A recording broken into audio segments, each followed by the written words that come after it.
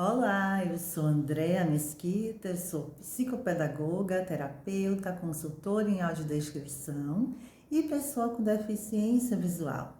Eu tenho baixa visão desde o meu nascimento. E esse é o Projeto Olhar, um canal que nos ajuda a ver além dos nossos limites. Vamos lá para o nosso papo de hoje? Para iniciar, eu vou fazer um breve panorama do que seja o AEE. E aí a gente segue conversando, tá? A sigla AEE corresponde ao Atendimento Educacional Especializado. É um serviço da educação especial, uma modalidade que permeia, perpassa e funciona de modo transversal a todas as outras modalidades de educação, etapas e níveis. Desse modo, o AEE ele pode ser realizado tanto dentro da escola, através das chamadas salas funcionais, multifuncionais, salas de recursos que a gente encontra nas escolas públicas, como também em centros de educação especializada fora da escola, né? Então, essa modalidade de educação não foi criada para substituir a educação regular, o ensino regular, a classe regular, mas para apoiar o trabalho pedagógico dos professores.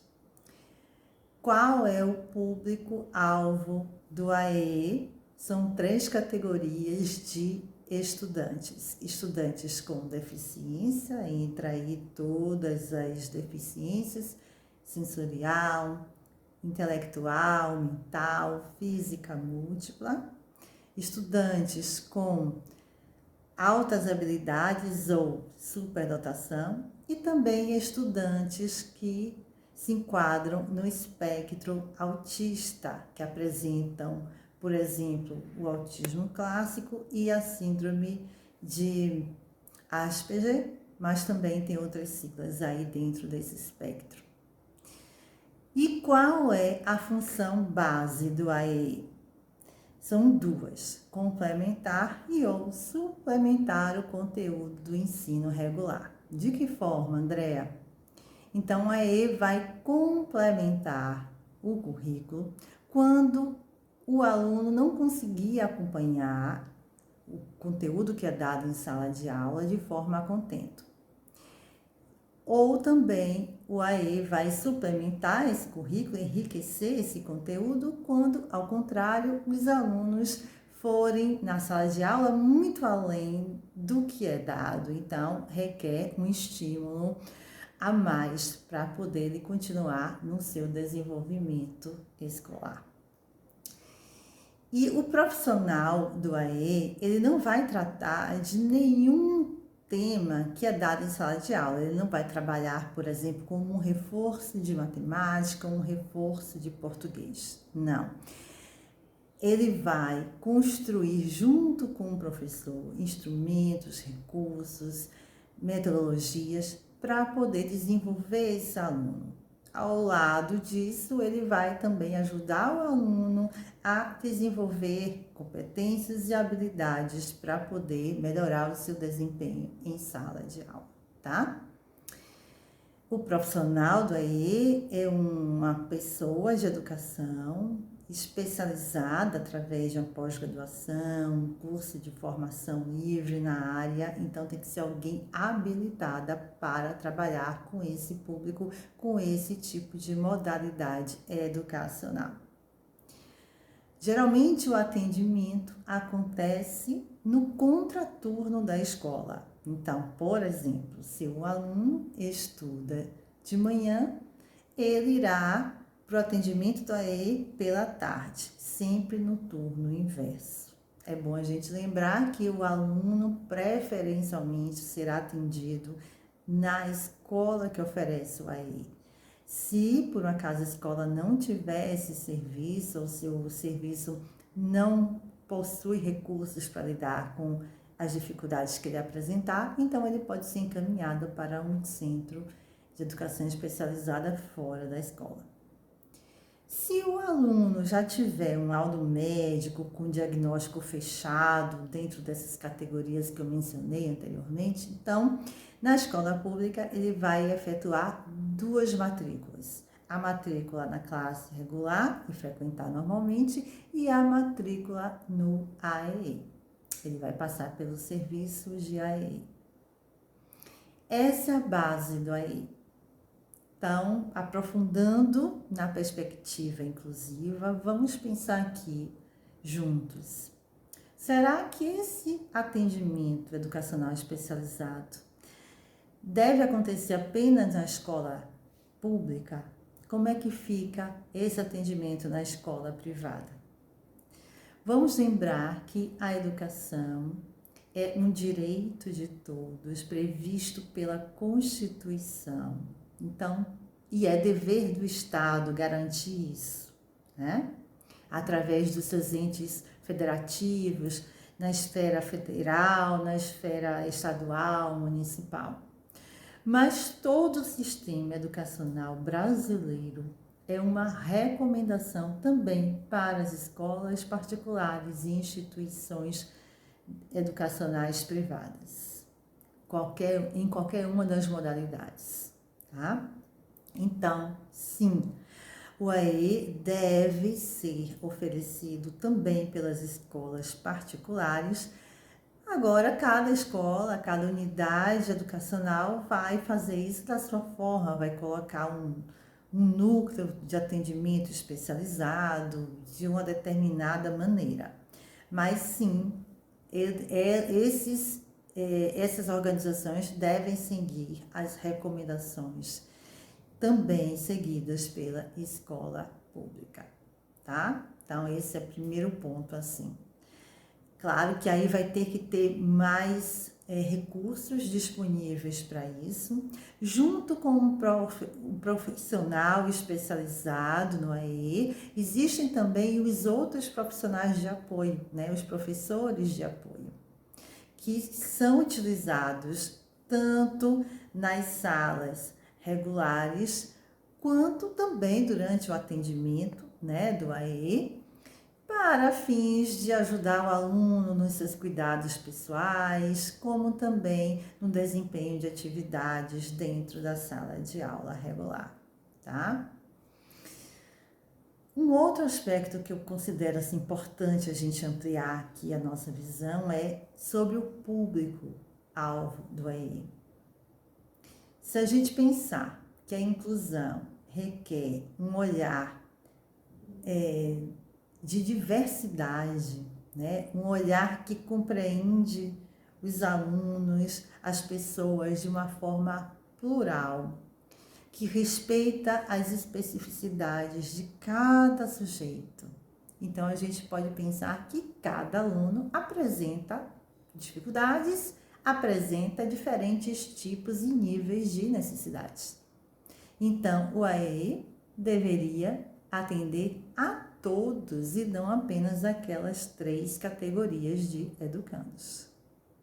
Porque se a gente for pensar que várias condições podem afetar o desempenho escolar de um aluno, né? Então, não somente deficiência, o autismo, mas também questões psicoemocionais, né? Questões sociais, questões relacionais. André, então todo mundo vai ser atendido pelo AE? Claro que não. E a gente também não pode pensar que toda pessoa, por exemplo, que tem uma deficiência vai ter que ir para o atendimento educacional especializado. Por exemplo, um aluno que apresenta baixa visão, assim como eu, mas que domina já a tecnologia ou que tenha uma possibilidade de enxergar através de letras ampliadas e outros recursos, não vai precisar de ir para ele. Basta que o professor esteja ciente de como ele precisa ser respeitado na sala de aula, de como ele deve ser trabalhado para poder o desenvolvimento da educação fluir muito bem. Então, só vai para aí aquele aluno que apresenta uma dificuldade que precisa ser olhada com mais cuidado. E aí, na perspectiva inclusiva, a gente pode pensar que qualquer aluno pode ser atendido pela EI. Não é necessário um laudo médico, né? Eu entendo que as escolas gostam de pedir laudos médicos, porque ajuda até a compreender a questão do aluno, né? O prognóstico, até onde pode ir com esse aluno, o que é que ajuda, o que é que atrapalha. Mas nem todos os alunos, é fato, têm diagnósticos fechados. Às vezes não é possível se fechar diagnósticos tão rapidamente em determinados casos, quanto mais quando no caso de crianças pequenas, né? Que a gente precisa ver, avançar um pouquinho mais no desenvolvimento dessa criança para poder a gente ter certeza das condições que ele apresenta, das possibilidades e das limitações, tá? Então, a escola não deve esperar por um laudo médico, apesar de eu particularmente achar que é importante às vezes um laudo para poder a gente se guiar, mas junto com esse laudo é preciso o quê? Ou mais importante do que o laudo, é preciso o quê? Que esse aluno tenha um acompanhamento com uma psicopedagoga,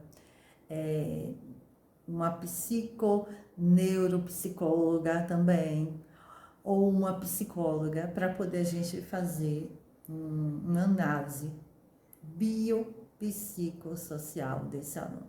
Lembra? Na perspectiva inclusiva, a gente não vê o aluno apenas sob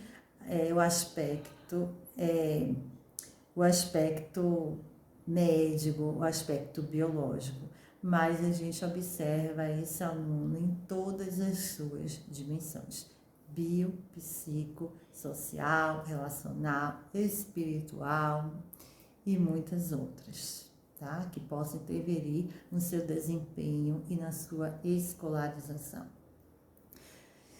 Um outro ponto que eu considero assim muito importante é o AE, tanto na escola pública quanto na escola privada, vai sim oferecer o atendimento individualizado em pequenos grupos, a depender de cada situação e demanda, mas principalmente o AE vai olhar aquela classe como um todo. Então, por exemplo, uma escola que recebe um aluno com deficiência física. Não é um aluno com deficiência física que precisa ser incluído, integrado e simplesmente não.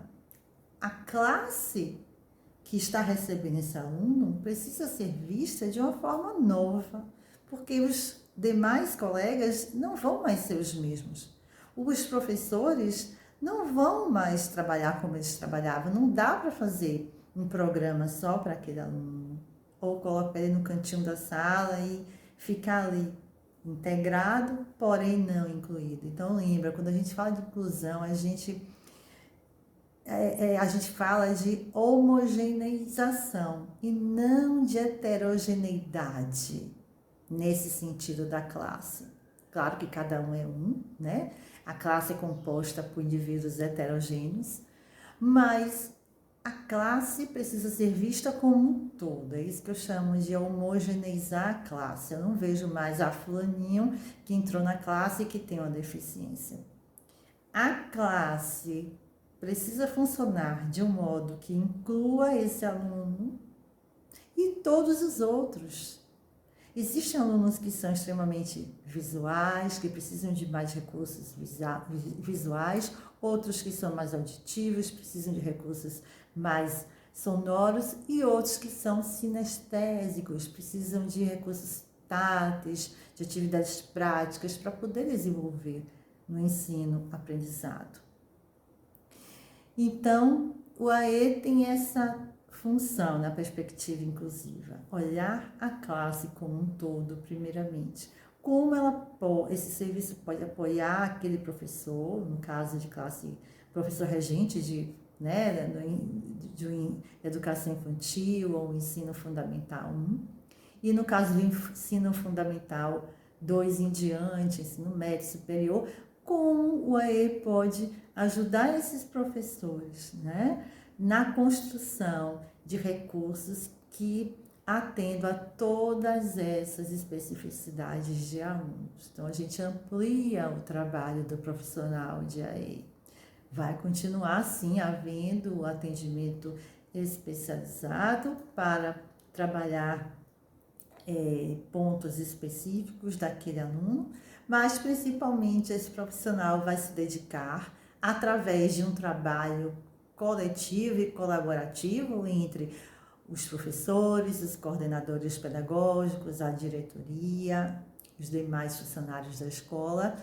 Então, vai se dedicar para poder desenvolver recursos, instrumentos, metodologias, projetos, práticas que favoreçam a plena inclusão daquele aluno, tá? Então, acho que essa é uma ideia ampla e que veio revolucionar a educação, a modalidade da educação especializada, porque traz também uma estrutura baseada no desenho universal.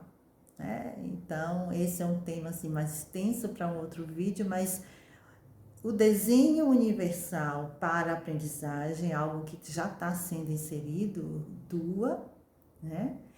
Que nos fala de forjar a educação de um modo que atenda a todos os tipos de alunos. Esse tipo de pensamento veio justamente do modelo social da deficiência, né? Porque quando a gente pensa que o AE vai atender aquele aluno que não está acompanhando a classe, a gente está focando muito no modelo médico. Ele tem uma deficiência, ele tem uma questão que ele precisa ser adaptado para poder se desenvolver lá no trabalho pedagógico.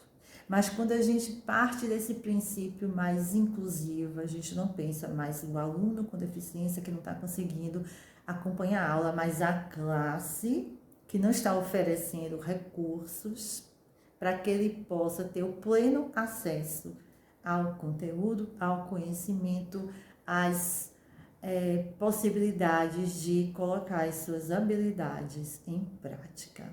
Tá? Eu acho que é muito importante a gente trazer esse tema. É um aspecto assim, revolucionário dentro dessa questão da inclusão, porque parte dessa profundidade de conceber a deficiência ou qualquer disfunção, entre aspas, fora do binômio normalidade / anormalidade, mas a gente olha para o todo, para o social e vê como essa turma está funcionando, né? Porque não existe uma turma e o aluno com deficiência dentro dessa turma. Existe uma classe com alunos heterogêneos que precisa funcionar juntos.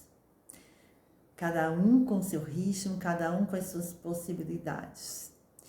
E, de novo, eu friso, esse é um trabalho do AEE também, não somente do AEE. É bom também que a gente coloque isso aqui muito claro, porque as pessoas às vezes recorrem ao AEE como a última bolacha do pacote, como a solução para todos os problemas, e os professores e coordenadores delegam ao AEE, né, a responsabilidade para sanar os problemas que acontecem na sala de aula, e não é assim.